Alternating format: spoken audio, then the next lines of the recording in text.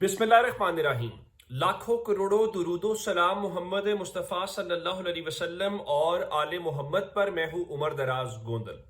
मैं आपको इत्तलात ये देना चाहता हूँ कि चूंकि इस वक्त ईरान का ये दावा था कि उन्होंने इसराइल के जो वहाँ पर उसका आर्मी हेडक्वार्टर है उस समेत अमेरिका के 27 अड्डों के ऊपर हमले किए हैं। कुछ लेटेस्ट डेवलपमेंट्स हुई हैं और अब उसमें खुद इसराइली ये मानना शुरू हो गए हैं कि उनकी जानें गई हैं। मिसाल के तौर के ऊपर आज इसराइल की फौज ने खुद पहले इब्तदाई तौर पे माना कि हमारे 2 फौजी मारे गए हैं, लेकिन उसके बाद जो डेवलपमेंट हुई वो बहुत ही एक गैर मामूली किस्म की डेवलपमेंट है। और वो डेवलपमेंट जो ईरान का मिसाइल है वो लगने के हवाले से है और इसराइल के अंदर दिन की रोशनी के अंदर उसने एक इम्पैक्ट डाला और उस इम्पैक्ट की बुनियाद के ऊपर वहां पे जो नुकसान इस वक्त रिपोर्ट खुद कर रहा है और जो विजुअल सामने आ रहे हैं, मिसाल के तौर के ऊपर अगर मैं आपको ये तस्वीर दिखाऊं तो ये तस्वीर उस इलाके की हैं जहां पे हमें नजर आ रहा है कि उनकी जो डेड बॉडीज है वहां पे पड़ी हुई हैं। अच्छा, ये इस सिलसिले में इससे पहले उन्होंने यरूशलेम के अंदर ये कहा कि हमने टारगेट किया है। अब बेत शमेश का ये इलाका है जो यरूशलेम का एक मुल्हिका इलाका तस्वुर किया जाना चाहिए या उसके करीब तरीन का एक इलाका है। वहां पर आज ग्राउंड के ऊपर इंपैक्ट जाके ईरानी मिसाइल का लगा और जिस लम्हे मैं आपसे बात कर रहा हूं उस वक्त उन्होंने बताया ये है कि वहां पर उनके जो इस वक्त वो हलाकतों की तादाद है वो दर्जन के करीब हो चुकी है। अगर दर्जन के करीब हलाकतें हैं तो आप अंदाजा लगाइए कि कितने लोग इंजर्ड होंगे और कितना बड़ा इंपैक्ट है जो इसराइल के अंदर गया है। वो अलग बात है कि अब उनका मीडिया ये बता रहा है कि जनाब देखिए इस चीज को चेक किया जा रहा है कि कैसे वो अंदर तक पहुंचने में कामयाब हो गया और मिसाइल ने ग्राउंड के ऊपर इंपैक्ट डाला है और उसने जानें ली हैं। ये एक सूरत है। अगली सूरत जो मैं आपको बताना चाह रहा हूं वो एक और है और वो इस सिलसिले में इसराइल का ही उसमें नुकसान हुआ है।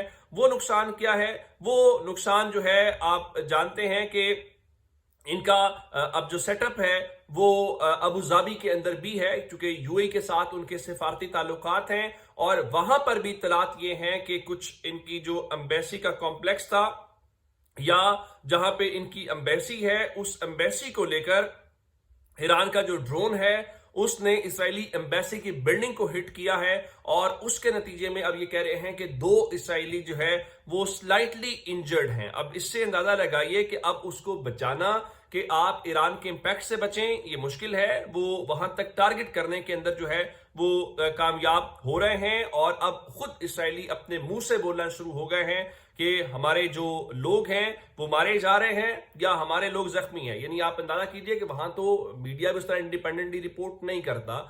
बहुत ज्यादा चीजें हूं कम की जाती हैं, कम हूं तो बिल्कुल बताया ही नहीं जाता। तो ये अबू धाबी के अंदर भी हो गया और इसराइल के अंदर भी हो गया।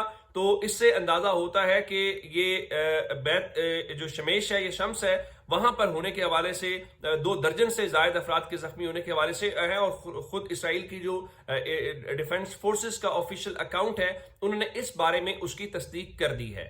अब जो दूसरी बड़ी खबर है वो अमेरिका का जो अब्राहम लिंकन जिसको एयरक्राफ्ट कैरियर कहा जाता है, ज़ाहिर है वो अमेरिकी ताकत का इजहार है और वो उसको मूव करते हैं और उसको वो लेकर आए और गल्फ के अंदर लेकर आए। और उसका मकसद क्या था? उसका मकसद सिर्फ और सिर्फ ये था कि ईरान को डराने की कोशिश करना। लेकिन इस वक्त जो है ईरान की फौज ने आज ये बताया कि उन्होंने 4 बैलिस्टिक मिसाइल जो हैं वो मारे और न सिर्फ मारे बल्कि वो जो 4 मिसाइल्स हैं वो अब्राहम लिंकन जो इनका यूएसएस कैरियर है वहां तक पहुंचने के अंदर जो है वो कामयाब हो गया।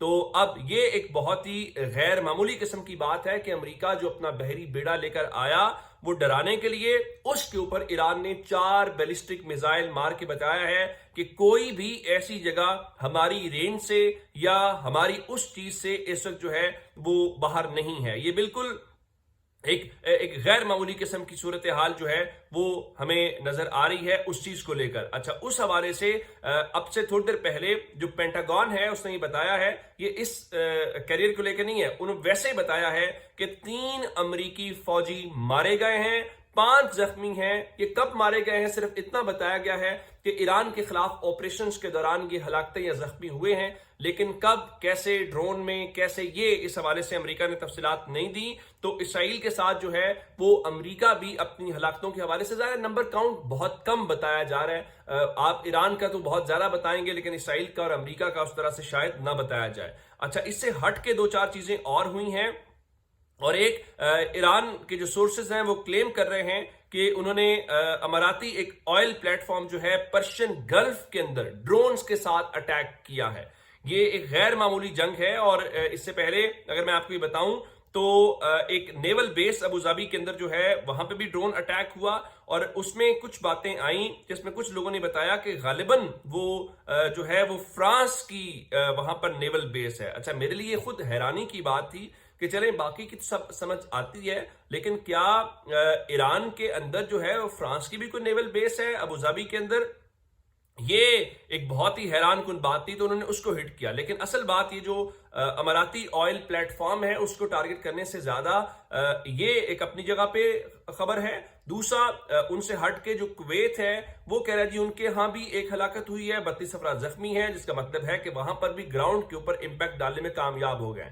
لیکن ایک اور بات جو اسٹریٹ آف ہرمز ہے اس کو لے کر آج خبر آتی ہے کہ اسٹریٹ آف ہرمز کے اندر جو ہے ایک جہاز لکھا ship hit by unknown projectile near strait of Hormuz, جو یو کے کی میری ٹائم ٹریڈ ایجنسی ہے اس نے بتایا کہ وہاں پر ایک جو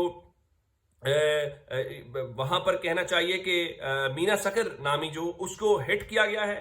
کہاں سے ہوا ہے, کیسے ہوا ہے, اس بارے میں مزید تفصیلات جو ہے وہ نہیں ہو رہی. اب چونکہ وہ غصہ ہو رہے ہیں ایران کے اوپر, آج عباس عراقچی جو وزیر خارجہ ہیں ایران کے وہ آئے اور انہوں نے الجزیرہ قطر جو کہ خود نشانہ بن رہا ہے اس کے اوپر بیٹھ کے ان کا جو ریجنل کنٹریز ہیں, جو علاقائی ممالک ہیں خاص کر مشرق وسطیٰ کے, انہیں ہم سے غصہ نہیں ہونا, ہمارے اوپر غصہ نہ کریں بلکہ وہ امریکہ اور اسرائیل کے اوپر غصہ کریں, کیونکہ ہم جو ہے ہمارے اوپر جو ہے حملہ کیا گیا ہے تو ہم ان کو اٹیک نہیں کر رہے, جہاں جہاں سے ہمارے اوپر اٹیک ہو رہا ہے ہم وہاں پہ اٹیک جو ہے وہ کر رہے ہیں. تو اس کے ساتھ انہوں نے ایک اور بات کی کہ جو ملک ہے وہاں پر اس وقت ہمارا جو کانسٹیٹیوشنل فریم ورک ہے وہ کام کر رہا ہے, اور نئی جو کونسل بنائی گئی ہے جس میں میں نے آپ کو علی رضا کے عارفی کے متعلق بتایا تھا کہ وہ بھی اس میں شامل ہو گئے, تو ان کے مطابق اس نے کام کرنا شروع کر دیا. نمبر 1. نمبر 2, انہوں نے کہا کہ جو نئے سپریم لیڈر ہیں وہ 1 سے 2 دن کے اندر غالب امکان یہ ہے کہ ہماری جو کونسل ہے وہ اس کو الیکٹ کر لے گی. ان کے ساتھ جو ایران کے پریزیڈنٹ ہیں انہوں نے بھی آج اپنی قوم سے خطاب کیا ہے, اور انہوں نے کہا ہے کہ ہم نے متحد رہنا ہے اور ہم اپنے دشمن کو بھرپور طریقے سے جو جواب ہے وہ دیں گے. لیکن ایران کے لیے ایک اور جو بری خبر ہے وہ اس سلسلے میں یہ ہے. اچھا, ایک میں اسٹریٹ آف ہرمز کے حوالے سے عراق کے وزیر خارجہ نے وہاں پہ کہا کہ ہمارا کوئی آئیڈیا یا اندازہ یا ہماری کوئی انٹینشن نہیں ہے اس کو بند کرنے کے حوالے سے. تو یہ آفیشلی چونکہ کل کہا گیا تھا بند کریں گے, آج ان کا کہ نہیں ہم نے اس کو بند کرنے کے حوالے سے کوئی نہیں. احمدی نیاد جو ایران کے سابق صدر ہیں ان کے حوالے سے کہا گیا ہے کہ وہ بھی شاید اب اس دنیا میں نہیں رہے. جو اسرائیلی ایئر سٹرائکس ہیں انہوں نے ان کو بھی ہٹ کیا ہے. تو احمدی نیاد جو ایران کے سابق صدر ہیں ان کے متعلق بھی اس وقت جو ہے وہ کہا جا رہا ہے کہ وہ اس حوالے سے کہیں نہ کہیں اس پورے کے پورے عمل کا جو ہے وہ نشانہ بن گئے ہیں, ان کا نقصان ہوا ہے. 2 چیزیں اور ہیں جی پاکستان کے حوالے سے.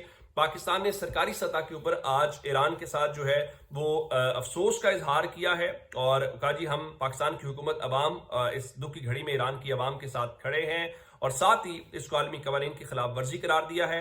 یہ پرانا کنونشن ہے کہ سربراہان مملکت یا حکومت کو نشانہ نہیں بنایا جانا چاہیے. تو اب دیکھنا ہے. اس کے علاوہ آج پاکستان نے ایک اجلاس کیا جس میں پاکستان کی ملٹری لیڈرشپ, سویلین لیڈرشپ بیٹھی ہوئی تھی. ظاہر ہے کہ جو سینیریو چل رہا ہے اس سینیریو کو مد نظر رکھتے ہوئے کیا گیا ہے. پھر اس سے ہٹ کے پنجاب کے اندر دفعہ 144 نافذ کر دی گئی ہے, وہ بھی آپ جانتے ہیں کہ جو احتجاج اور ان چیزوں کو لے کے ہے. تو یہ لمحہ بلمحہ بدلتی اپڈیٹس ہیں جس کے متعلق آپ کو آگاہ رکھے ہوئے مزید بھی اپڈیٹس آپ کے سامنے لے کر آئیں گے. اپنا بہت سارا خیال رکھیے گا. خدا حافظ.